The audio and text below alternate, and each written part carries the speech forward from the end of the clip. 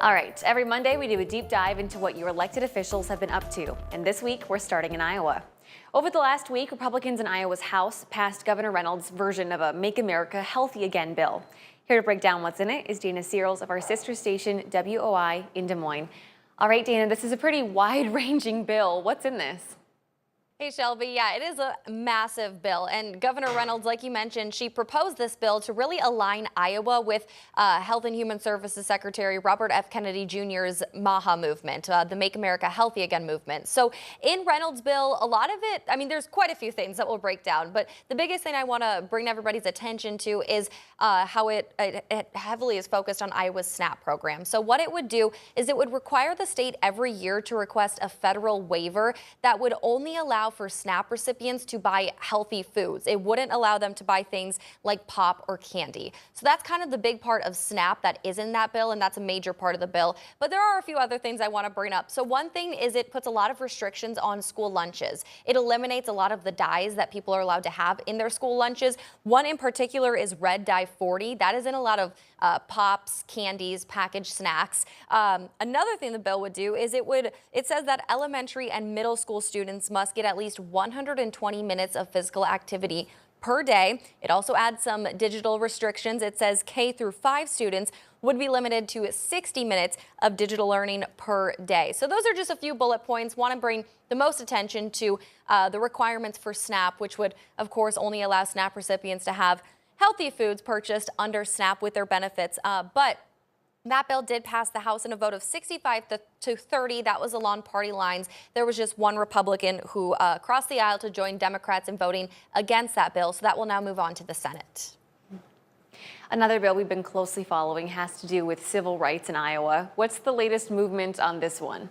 Yeah, so we talked about it a bunch, actually, the past few weeks. But basically last year, a law was signed by the governor that removes gender identity as a protected class under Iowa Civil Rights Code. Since then, we've seen cities trying to make their own ordinances that would basically add that protection back in certain local cities. So this bill is trying to say basically cities cannot have further protections that are greater than the Iowa Civil Rights Code. That bill was brought to debate in the House this past week. I think it was last Thursday, I believe, was the day that lawmakers debated it. In that, Democratic Representative Amy Winchell, they fought back on saying that the bill would make it clear that transgender people aren't allowed in the state. They're saying that this would limit people from coming to the state. It would limit drawing people to our state, diminishing the ability for the state to attract new workers and new people, saying that's specific on why they're against that bill. Meanwhile, Representative Skylar Wheeler, who is a Republican, spoke on the floor saying that this bill is needed to give businesses and schools some clarity when it comes to legal issues regarding Iowa's Civil Rights Code. Basically saying that it would cause a ton of confusion if different cities have different civil rights protections. So this would kind of be, this bill is to streamline it all and basically help with legal issues if anything were to arise. Another thing I want to talk about that the bill does add, it actually removes a current requirement that requires cities with populations of 29,000 people or less to maintain a civil rights agency or commission. So it removes that requirement. You're still allowed to have a civil rights commission or a civil rights agency that cities can report to, but this bill would actually take that requirement because right now these cities are required to have those. So that's another thing that I think we haven't talked about much, but a lot of back and forth on that bill. It did pass the House, though, and it is going on to the Senate.